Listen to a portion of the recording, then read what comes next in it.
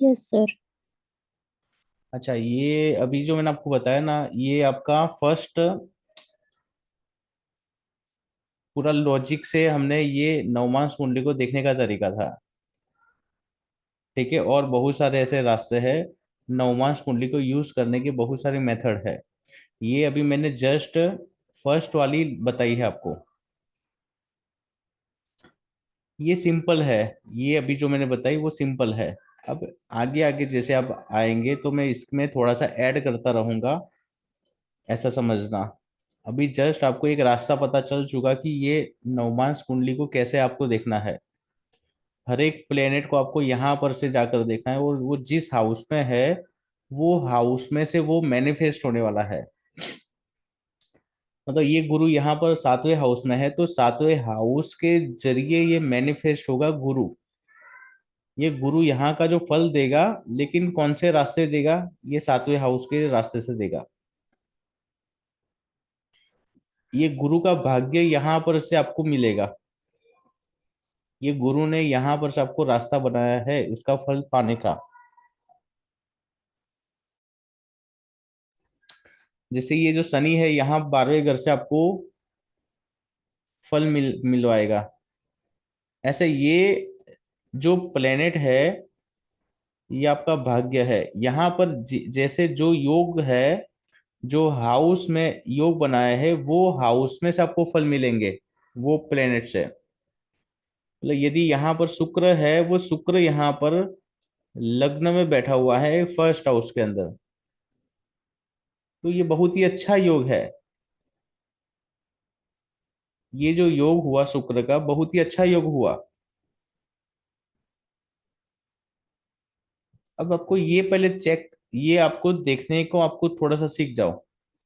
आप अपनी कुंडली में थोड़ा सा चेक करो, लग्न कुंडली और नवमांश कुंडली। सिंपल मेथड मैंने अभी आपको बताई, इसमें कुछ देखने का नहीं है। जस्ट आपके लग्न कुंडली का प्लेनेट नवमास में कहाँ पर बैठा हुआ है, वो ही मैंने आपको बताया। और ये यहाँ पर बैठा हुआ है, इसका मतलब ये है कि यहाँ पर से वो अपना फल मैनिफेस्ट करेगा लाइफ में। यहाँ का जो मंगल है, वो यहाँ पर से आपको फल देगा, ऐसा समझना। मतलब आपको ये रास्ते पर आना पड़ेगा। ये मंगल का यदि आपको फल देखना है, तो आपको यहाँ सेकंड हाउस के जरिए वो मंगल आपको लाइफ में फल देने वाला है। ये जो केतु है, 10वें हाउस में से ही आपको फल मिल जाएगा करियर से। ये जैसे हमने शनि का देखा, 12वें घर में होकर ये शनि आपको फल देगा। तो मतलब जो रास्ता है ये भाग्य का रास्ता है। हर हर प्लेनेट जो है आपको कुछ लाइफ के अंदर फल देने वाला है। आपको भाग्य भी समझो और दुर्भाग्य भी समझो। हर प्लेनेट के अंदर एक भाग्य छुपा हुआ है। तो आप ये जो कुंडली बनी है, ये जो कुंडली है, ये आपका भाग्य है पूरा। ये आपके भाग्य में लिखा हुआ है, ऐसा समझना। तो ये कुंडली को हम ज्यादा इंपॉर्टेंस देते हैं। ऋषियों ने क्या बताया आप पहले सुन लेना, कि ये कुंडली का इतना वेटेज नहीं है। लग्न कुंडली जो है, इसका इतना वेटेज नहीं है। लेकिन इसका वेटेज जो होता है, यदि आप 5 में से नंबर देते हो, 5 में से 5, या उसका वेटेज आप देखते हो ये दोनों कुंडली का, तो इसका वेटेज ज्यादा है नवमास कुंडली का। यहाँ पर जो लिखी बात है वो ज्यादा लाइफ में आपको ये वाली कुंडली से मिलेगी ज्यादा। मतलब ऋषि वो बात बोलते हैं आपको, कि इसका वेटेज जो है वो ज्यादा है। ये वाली कुंडली का योग होगा वो भी ज्यादा वेटेज वाला है। ये कुंडली में यदि कोई योग है, अच्छा बुरा उतना वैल्यू नहीं है। लेकिन ये वाली कुंडली में ये अच्छा बुरा योग वैल्यूबल है आपके लिए। ये कुंडली में हर एक ग्रहों की प्लेसमेंट है वो वैल्यूबल है, ऐसा ऋषियों ने बताया। क्योंकि ये कुंडली ज्यादा इंपॉर्टेंस है। ये वाली कुंडली से भी ये वाली कुंडली जो है वो ज्यादा इंपॉर्टेंस है, नवमांश कुंडली। ठीक है, ये आपका प्रोटेक्शन है, ये आपकी बॉडी है। ये आपका प्लेनेट है, और वो प्लेनेट आपको कैसा फ्रूट देगा वो ये वाली कुंडली से पता चलेगा। हर एक प्लेनेट, हर एक राशि के अंदर की एनर्जी, जो भाग्य है, हर एक राशि के अंदर आपका भाग्य छुपा हुआ है, वो ये वाली कुंडली से दिखता है। तो सिंपल आपको यही करना है कि यहाँ पर जो हाउस के अंदर, जो राशि के अंदर जो प्लेनेट है, वो अब ये वाली कुंडली में कहाँ पर जाकर बैठा हुआ है, और वो कौन सा योग, कैसा योग बनाकर बैठा हुआ है। मतलब सिंपल सा वो आपको लाइफ में वो वहां से आपको फल जुड़वाएगा। ठीक है। अब यहाँ पर और थोड़ा सा डिटेल में देखते हैं कि यदि देखो, मैंने आपको पहले बताया था कि लग्न कुंडली को हम जैसे देखते हैं वैसे नवमास कुंडली कुंडली को देखो इंडिविजुअल। जैसे हमने इसको स्वतंत्र तरीके से देखा था, उसको ऐसे भी आप इस ये वाली कुंडली का भी एक इंडिविजुअल कुंडली देखकर आप उसका एक योग जैसे बना वैसे आप देख सकते हो। जैसे शुक्र यहाँ पर बैठा हुआ है तो आप ये बोल सकते हो कि भाग्य का स्वामी यहाँ पर है, चौथे घर का स्वामी यहाँ शुक्र है, तो एक अच्छा योग है इसका सुख सुविधा के लिए, और यहाँ खुद के दम पर लाइफ में आगे आएगा, भाग्य बहुत ही अच्छा है इसका। तो ये इसका अलग इंडिविजुअल कुंडली समझकर इसका जैसे योग है उसको आप लाइफ में आप बता सकते हो। ये लाइफ में आपको मिलने वाला है सारी चीज। हमने ये किसी प्लेनेट के जरिए उसको कैसा लाइफ में फल मिलेगा उसको यहाँ से हमने ऐसे पकड़ा कि ये प्लेनेट यहाँ से वो यहाँ कनेक्ट कर रहा है लाइफ के अंदर आपको फल। तो वो एक दूसरा तरीका था, ऐसा समझना।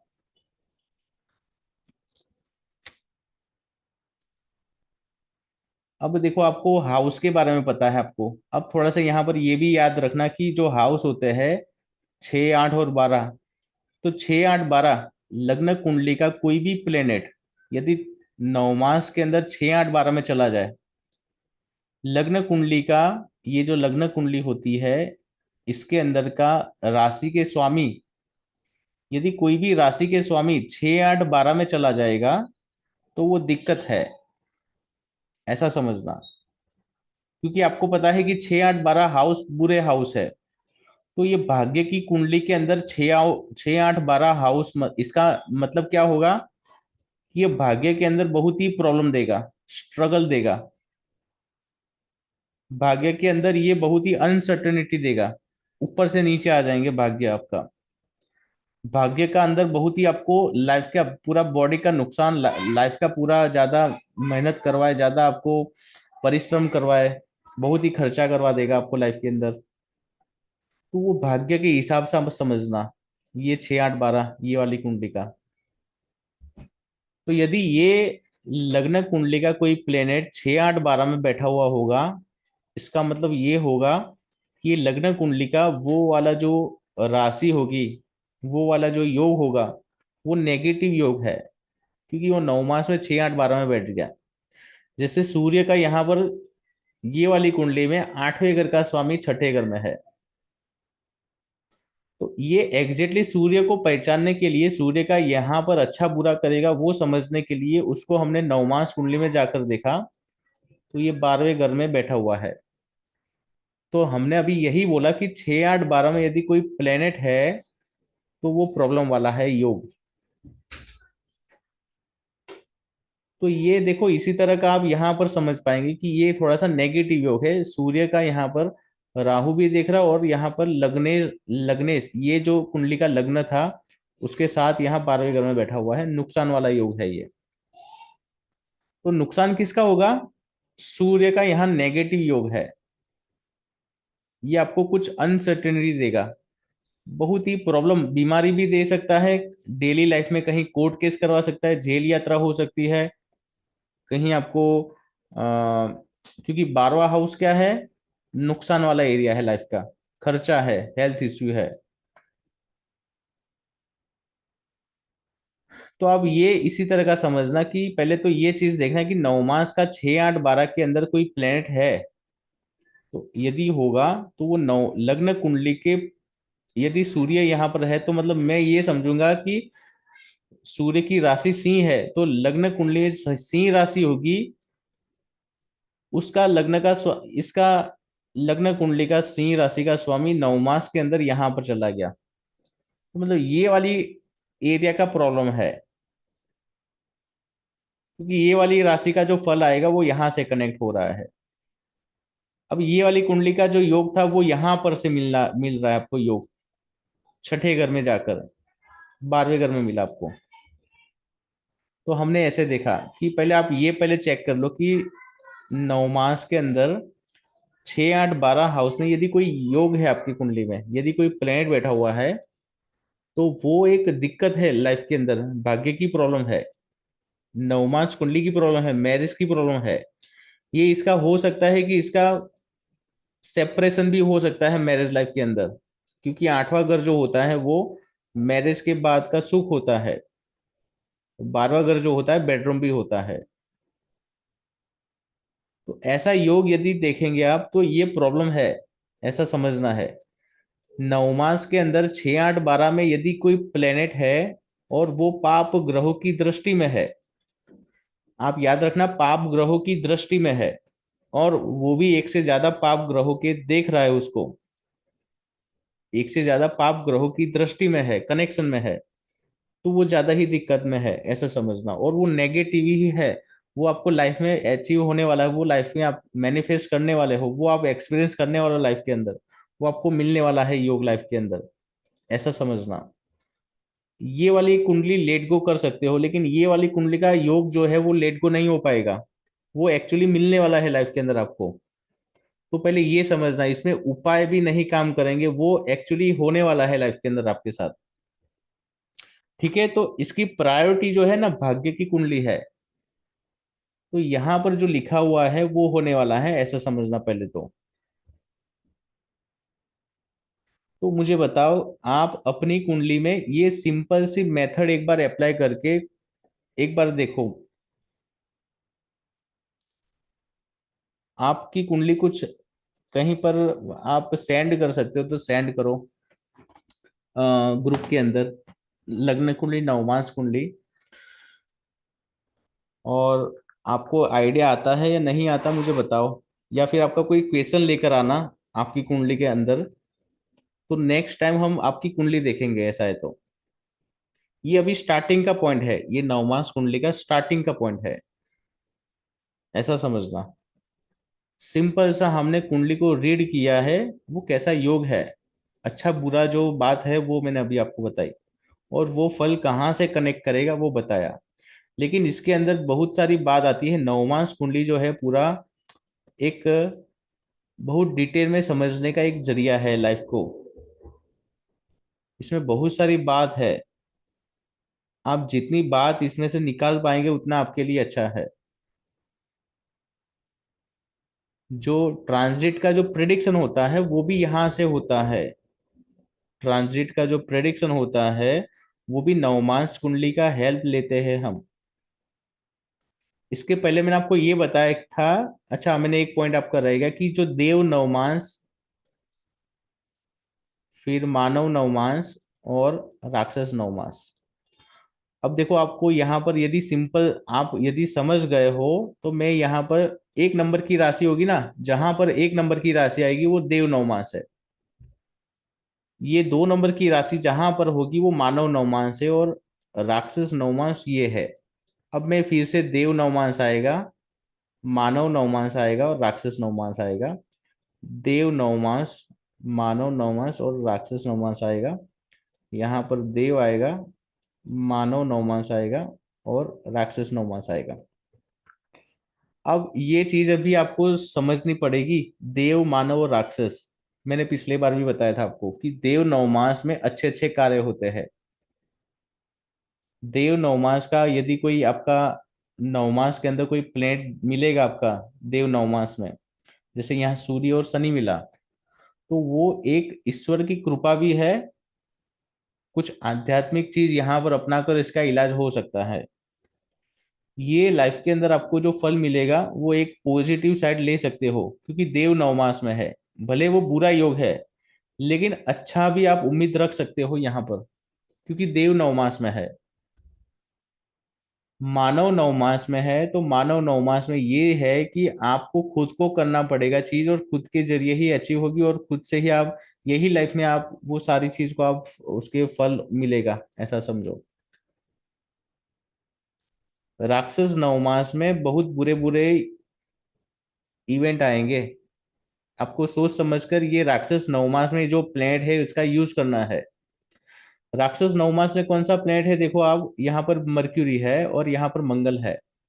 मतलब ये दोनों, मंगल बुध का आपको सोच समझ कर यूज करना है लाइफ के अंदर। यदि आप 11वें हाउस में ये मर्क्यूरी का योग, यहाँ पर देखो पढ़ाई के जरिए आप पैसा ले रहे हो, कहीं स्पिरिचुअलिटी से आप पैसे कमा रहे हो, तो बहुत सोच समझ कर पैसे कमाना है। यदि मंगल का यहाँ पर योग है, आप कहीं कार्य कर रहे हो, आपकी स्पीच में ज्यादा केयर करना है, क्योंकि बहुत नेगेटिविटी चीज हो सकती है ये प्लेनेट से आपके लाइफ के अंदर, क्योंकि राक्षस नवमास में है। यदि मंगल यहाँ राक्षस नवमास में है, तो वो लग्न कुंडली का मंगल यहाँ पर है, तो स्पाउस जो आएगा वो राक्षस की क्वालिटी होगी, ऐसा समझना। राक्षस नवमास का है ये। तो अब ये राक्षस नवमास का प्लेनेट मंगल जो है, यदि कोई बुरा योग है इसका, यदि कोई राहु इसको देख लेता है या केतु या शनि उसको देख ले, तो फिर आपको ज्यादा केयर करना है इसके लिए। जैसे ये वाली कुंडली में क्या हो रहा है कि मंगल राक्षस नवमास का है, और शनि यहाँ पर उसको देख रहा है, और यहाँ पर से केतु देख रहा है, तो एक से ज्यादा पाप ग्रह उसको देख रहे हैं मंगल को। और वो कौन से नवमास का है, राक्षस नवमास का है, तो नेगेटिव है। भले वो अच्छा योग है, अच्छी अच्छे कुंडली में अच्छे जगह पर बैठा हुआ है 12 सेकंड हाउस में, लेकिन उसकी क्वालिटी जो मिली है वो नवमास की, राक्षस नवमास का है। भले वो मित्र राशि में है, लेकिन दो पाप ग्रहों से उसको देख रहे हैं, तो मंगल यहाँ पर अपना फल देगा, लेकिन बहुत ही आक्रामक तरीके से दे सकता है, या फिर जो सिंपल तरीके से देना चाहिए वैसा ना मिले उसको। आपको कुछ वहां पर अनयूजुअल लगेगा वो मंगल का फल, सेकंड हाउस में, उसकी फैमिली में, उसके फाइनेंस के अंदर। तो ये वाली एनर्जी को आप समझना है इसके अंदर। नवमास कुंडली के अंदर बहुत सारी चीज है, आप जितनी चीज पकड़ पाएंगे उतनी अच्छा है आपके लिए। नवमास कुंडली, आप, मैंने अभी जितना बात बताई ना, दो चीज बताई, एक तो आपको देव नवमास, मानव राक्षस, ये चीज पकड़ना है। उसके बाद ये वाली चीज को डिकोड करना है। एक तो आपको ये कुंडली का पहले अलग तरीके से खुद की, मतलब एक इंडिविजुअल कुंडली कैसी है, उसके 1 से 12 हाउस को समझ लो नवमास कुंडली के। फिर ये लग्न कुंडली का योग यहाँ पर देख लो कि नवमास में कैसा बैठा हुआ है ये योग सारा, वो दूसरा तरीका। और तीसरा तरीका ये बताया है कि ये कौन से नवमास में है, राक्षस नवमास, मानव नवमास, देव नवमास, इसकी एनर्जी को थोड़ा समझ लो। ये 3 तरीका आया अभी तक। अभी इसमें आगे बहुत और तरीके हैं, क्योंकि यही कुंडली है लाइफ के अंदर बहुत सारी बात बताती है। भाग्य का फल, लाइफ के अंदर का जो पूरा फल होगा वो यहाँ से डिसाइड होता है। बाकी कोई कुंडली ज्यादा प्रायोरिटी नहीं दिखाती है इससे ज्यादा। तो ये कुंडली के अंदर जितनी बात है वो ज्यादा अच्छे से समझना है आपको। अभी के लिए इतना ही देखना। नेक्स्ट इसमें बहुत सारी बात मैं आपको ऐड करवाऊंगा नेक्स्ट सेशन में। अभी आप अपनी कुंडली में ये चीज आप एक बार नोट डाउन कर लो कि आपकी कुंडली में कैसा योग है, पहले वो समझ लो। और वो भी एक अधूरा है चीज, ऐसा समझना। अभी नवमास कुंडली का पूरा अभी आगे बाकी है, ठीक है। तो अभी जस्ट आप यही समझो कि कैसा योग है कुंडली में, और थोड़ा सा आप जजमेंट लो।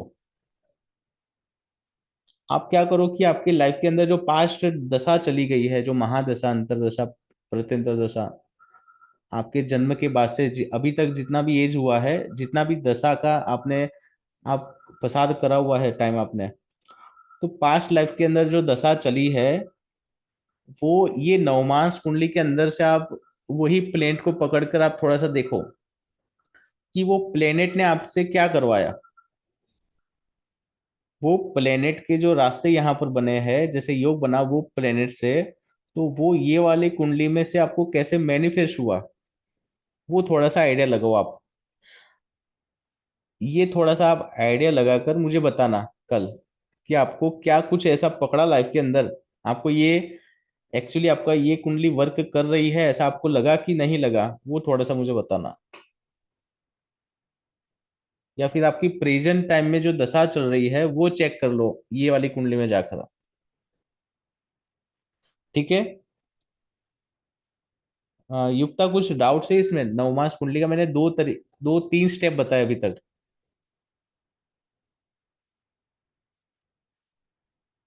क्लियर है सर। हाँ तमन्ना, आपको तीन स्टेप बताए, इसमें कुछ भी आपको डाउट्स लगा? देखो इसमें हमारा पूरा बेस आया, तो स्टार्टिंग से मैंने आपको समझा रहा था कि कोई प्लेनेट 6 8 12 वो हाउस के बारे में मैंने आपको समझा रहा था सबसे पहले से।